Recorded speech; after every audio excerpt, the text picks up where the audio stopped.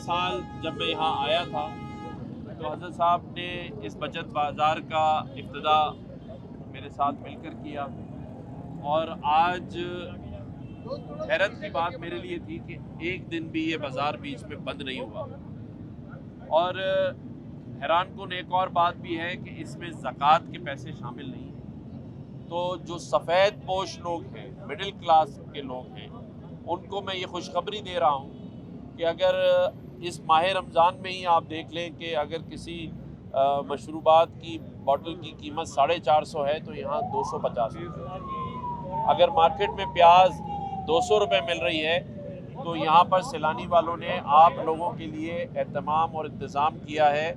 कि वहाँ 120 रुपये में यहाँ मिल रही है। तो ये मैं सैलानी ट्रस्ट का हज़रत मौलाना बशीर फारूकी साहब का शुक्रिया अदा करता हूँ कि आज इस मुश्किल हालात में जहाँ महंगाई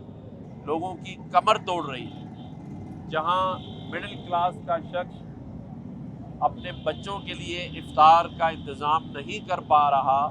वहाँ मार्केट से 30, 40 और 50% तक कम कीमत पर यहाँ चीज़ें अवेलेबल हैं। लोग आएँ, यहाँ से ख़रीदें, और पूरा साल ही अवेलेबल हैं। तो मैं समझता हूँ कि इस वक्त के हालात में सैलानी ट्रस्ट का लोगों के लिए एक बड़ा इनिशिएटिव है, और मैं जितना सिंध गवर्नमेंट की तरफ से, गवर्नर हाउस की तरफ से, सैलानी ट्रस्ट का, उनकी टीम का और हज़रत मौलाना बशीर फारूकी साहब का जितना शुक्रिया अदा करूं वो कम है।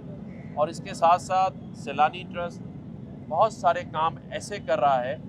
जिसमें लोगों को सिर्फ दस्तरखान पे बिठाकर खाना नहीं खिला रहा, बल्कि उनको पैरों पे खड़ा करने के लिए बहुत सारे इनिशिएटिव्स हैं जो शायद मुझे भी नहीं पता हों, लेकिन जब मैं आता हूँ, बैठता हूँ तो सुनता हूँ कि रोज़गार स्कीम्स हैं, रक्षा लोगों को दिया जा रहा है कि वो उससे रोज़गार कमा लें। और सबसे बड़ा काम आईटी के अंदर मैं समझता हूँ कि अगर इस शहर को, इस सूबे को आईटी सिटी बनाने का हमने अगर तहैया कर लिया है तो मैं समझता हूँ उसमें जो एक बहुत बड़ा नाम तारीख़ में लिखा जाएगा वो सैलानी ट्रस्ट और हज़रत मौलाना बशीर फारूकी साहब का होगा, क्योंकि इनकी दुआएं और इनका जो अमल है उसमें अमली किरदार है वो किसी से ढका छुपा नहीं है। आज मैं यहाँ हज़रत मौलाना बशीर फारूकी साहब से ये बात भी करूँगा कि जिस तरह गवर्नर हाउस में 50,000 बच्चे आईटी की मुफ्त तालीम ले रहे हैं, जिसमें सैलानी ट्रस्ट हमारा पार्टनर है, अब ये आईटी के कोर्सेज़ इंटीरियर सिंध में भी हमने सोचा है कि हैदराबाद, सक्खर, लाड़काना, मीरपुर खास 6 सिटीज़ में इन 6 महीनों के अंदर अंदर बेसिक कोर्स वाले से शुरू करके फिर आर्टिफिशियल इंटेलिजेंस तक लाएं, ताकि 6 महीने में बच्चे तैयार हो जाएं। तो पूरे सिंध को आईटी सिटी बनाने का प्रोग्राम है, कराची को आईटी सिटी बनाने का प्रोग्राम है, और आने वाले 1 साल में 25 लाख ख़ानदानों को हम आईटी की ये ऑनलाइन सर्विस भी दे सकते हैं और ऑन साइट सर्विस भी दे सकते हैं, जिसमें लोग अपने पैरों पे खड़े होंगे। दूसरी बात भी मैं आज इनसे करूँगा कि जब दुनिया में आप देखें, कोलालमपुर देख लें, मलेशिया में, तुर्किया में आप इस्तांबुल देख लें, यूएई में आप दुबई देख लें, एयरपोर्ट से लेकर और उनके शहरों तक 100-100 मंजिला की इमारतें खड़ी हैं, और दुनिया कह रही है कि जब तामीरात होती हैं तो उस शहर और वो मुल्क तरक्की करता है। तो क्यों ना हम ऐसा मंसूबा बनाएं प्राइवेट सेक्टर के साथ, मैं गवर्नमेंट की बात नहीं कर रहा,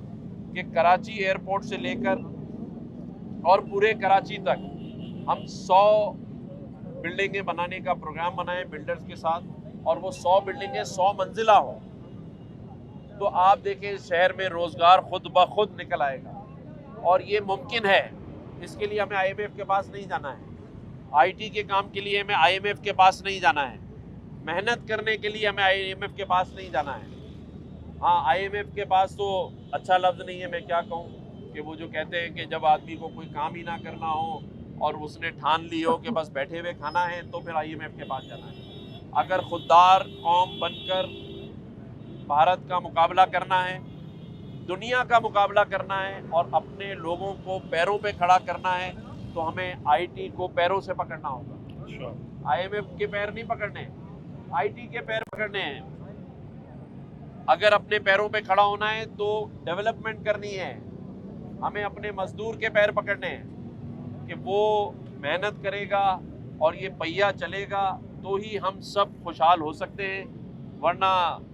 अगर भाई के आसरे पे शादी करें तो बस फिर समझ